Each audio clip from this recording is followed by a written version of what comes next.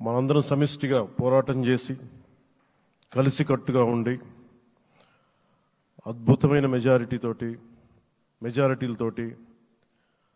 164 శాసనసభ స్థానాలని ఎన్డీఏ కూటమి దక్కించుకుంది. అద్భుతమైన విజయం.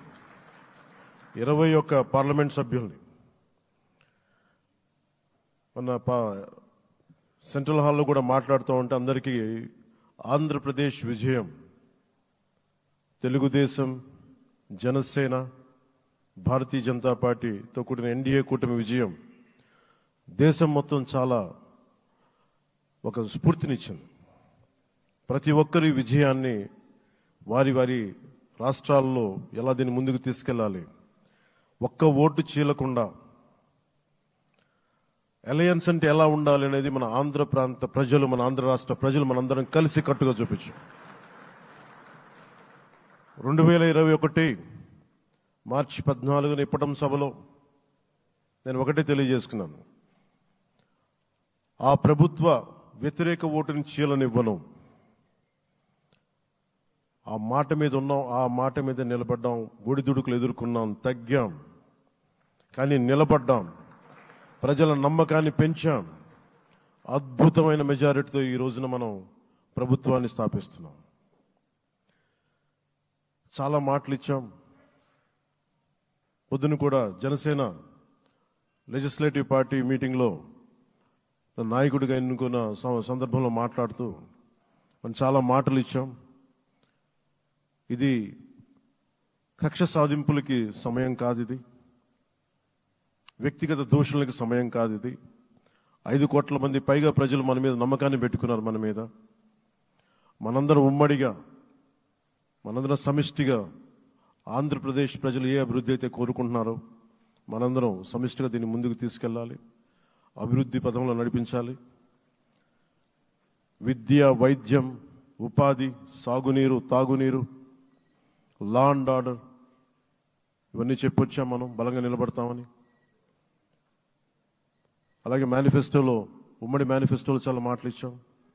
వాటన్నిటినీ బాధ్యతగా ముందుకు తీసుకెళ్లాల్సిన అవసరం ఉంది. ఇలాంటి ఛాలెంజింగ్ టైమ్స్లో ఒక సుదీర్ఘమైన అనుభవం ఉన్న నాయకులు కావాలి. 4 దశాబ్దాల అనుభవం, అభివృద్ధి మీద అపారమైన అవగాహన, పెట్టుబడులను తెచ్చే సమర్థత, ప్రతిభ.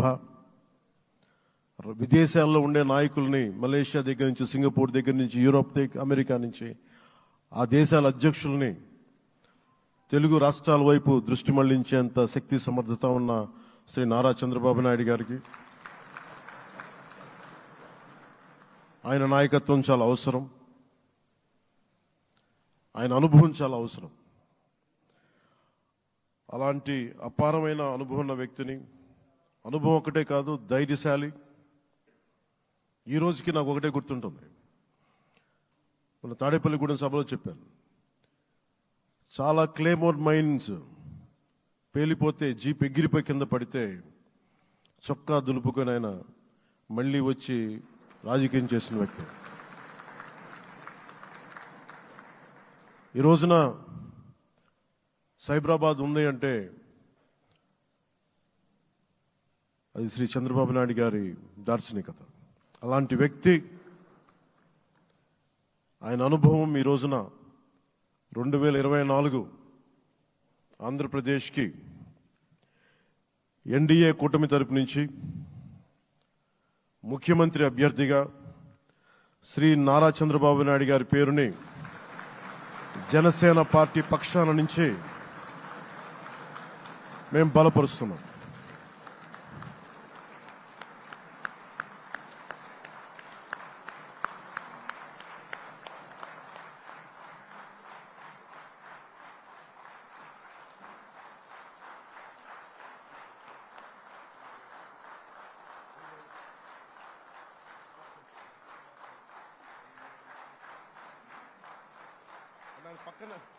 ఇది నేను ఆయన పక్కన పెట్టుకుని చెప్పాలి. ఆయన నలిగిపోయారు. జైల్లో చూశాను ఆయన. పాపం భువనేశ్వర్ గారి బాధను చూశాను. నేను అనుకున్నాను, అమ్మ మీరు కన్నీళ్ళు పెట్టకండి, మంచి రోజులు వస్తాయని చెప్పిన మంచి రోజులు వచ్చినాయి. వారికి మనస్ఫూర్తిగా వారికి నా హృదయపూర్వక శుభాకాంక్షలు. మీరు అద్భుతమైన పాలన ఇవ్వాలి అందరికీ మనస్ఫూర్తిగా మీకు నేను తెలియజేసుకున్నాను సార్. సో ఇప్పుడు శ్రీ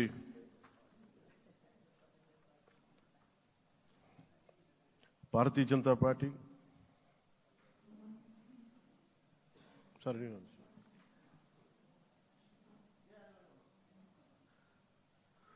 భారతీయ జనతా పార్టీ అధ్యక్షురాలు శ్రీమతి దగ్గుపాటి పురంధేశ్వరి గారిని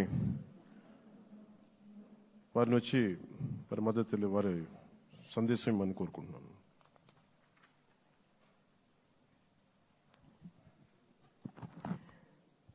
సభాయ నమః అంటూ సభాసదస్సుకు నమస్కరిస్తూ సభాధ్యక్షులు సోదరుల